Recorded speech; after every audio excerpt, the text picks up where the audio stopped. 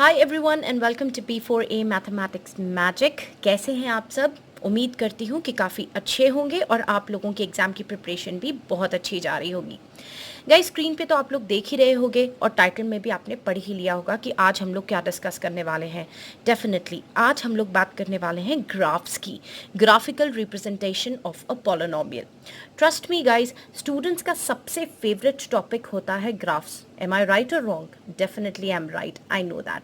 Exam के paper में जैसे ही ग्राफ का क्वेश्चन देख लेते हैं तो ऐसा दिखता है नई जान आ गई है, डूबते को तिनके का सहारा मिल गया है, राइट?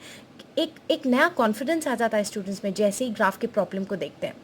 मगर गाइस, ये ग्राफ का प्रॉब्लम प्लॉट करने के बाद सही है या गलत है ये किसी को नहीं मालूम होता, और सारे अरमानों पर पानी तब फिर जाता है जब खुशी खुशी ग्राफ को अटेम्प्ट करने के बाद एग्ज़ाम की शीट मिलती है और पेपर में ग्राफ में आते हैं बहुत बुरे मार्क्स या आ जाता है सीधे ज़ीरो।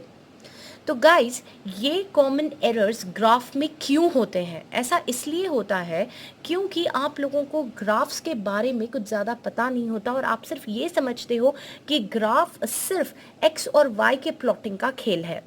मैं आज अपनी इस छोटी सी वीडियो में पहले आप लोगों को बताऊंगी कि पॉलिनोमियल्स में कितने टाइप्स ऑफ ग्राफ्स हो सकते हैं आप लोगों के 10th स्टैंडर्ड के लेवल पर, और वो सारे ग्राफ्स का बेसिक ओवरव्यू कैसा होता है और वो कैसे दिखते हैं।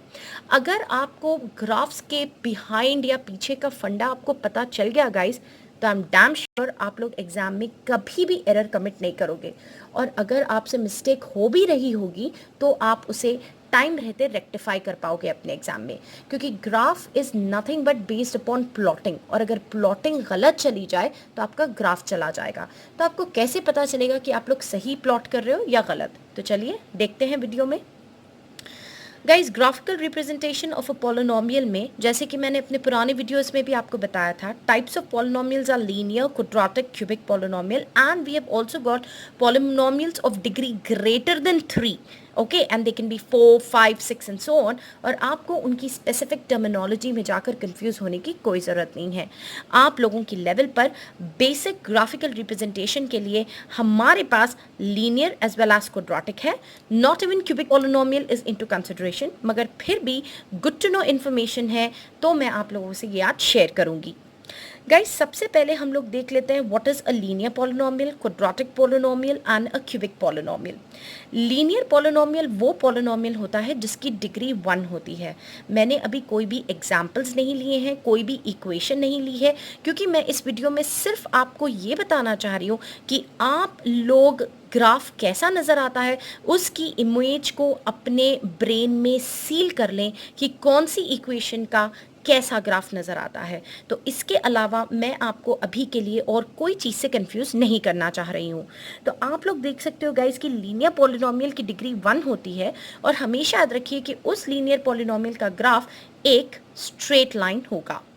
तो आप लोग देख सकते हो फिगर में हमारे पास it is going to be a straight line.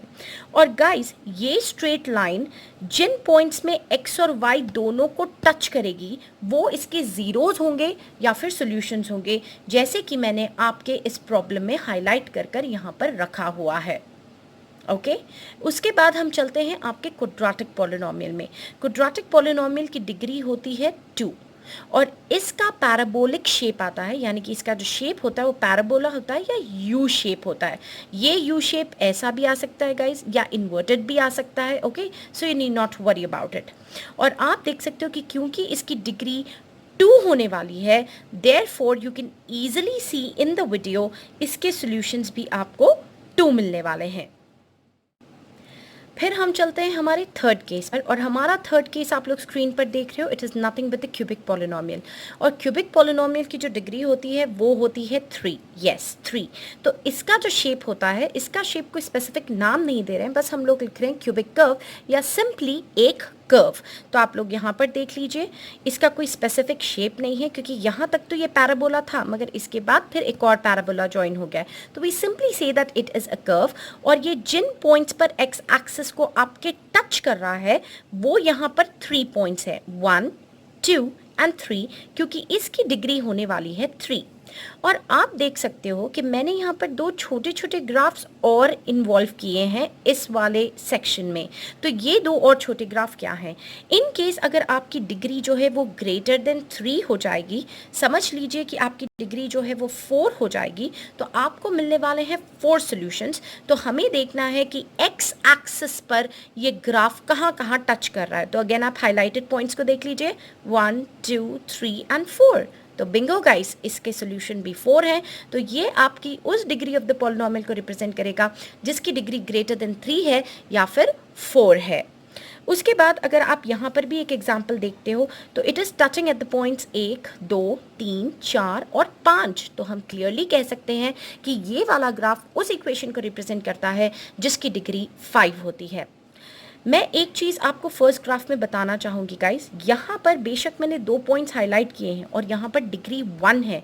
तो let me tell you, x axis पर ये सिर्फ 1 पॉइंट पर ही टच कर रही है, यहाँ पर डिग्री 2 है। तो देखिए आप, एक्स एक्सिस पर ये 2 पॉइंट्स पर टच करेगी। यहाँ पर डिग्री 3 है तो ये एक्स एक्सिस पर 3 पॉइंट्स पर टच करेगी।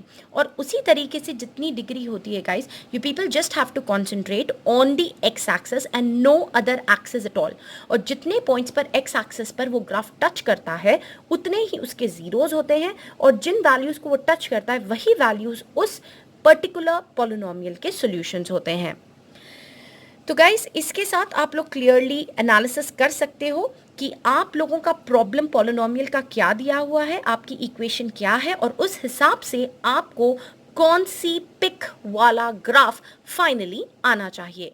ओके गाइज, अब चलते हैं हमारी क्विज की तरफ। और आप लोग स्क्रीन पर देख रहे हो, मैंने यहाँ पर एक ग्राफ की पिक दी है आप लोगों को, और आपको बताना है कि इसमें कितने ज़ीरोज़ हैं या फिर इस पॉलिनोमियल की डिग्री क्या है बेस्ड अपॉन दो ज़ीरोज़।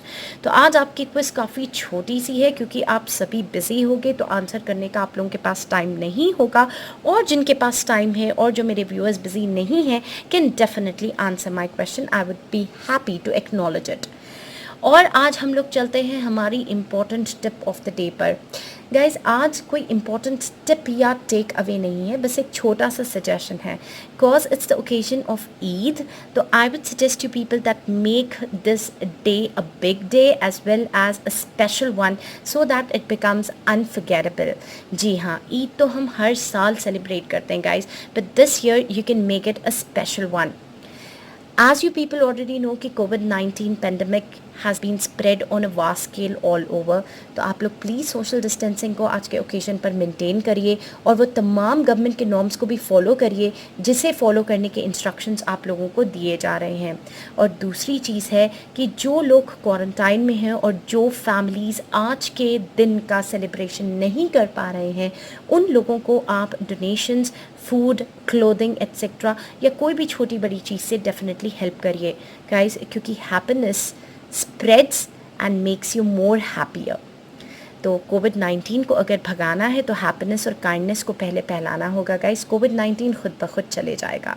तो इसके साथ हम लोग आ जाते हैं हमारी वीडियो की एंड पर। और अगर आप लोगों को वीडियो पसंद आती है तो लाइक, शेयर और सब्सक्राइब डेफिनेटली कर लीजिएगा। और गाइस, मिलते हैं फिर एक और नई वीडियो के साथ और एक नई अपडेट के साथ, एंड डेफिनेटली कुछ ना कुछ आप लोगों को गेन ज़रूर होगा। Till then, good bye.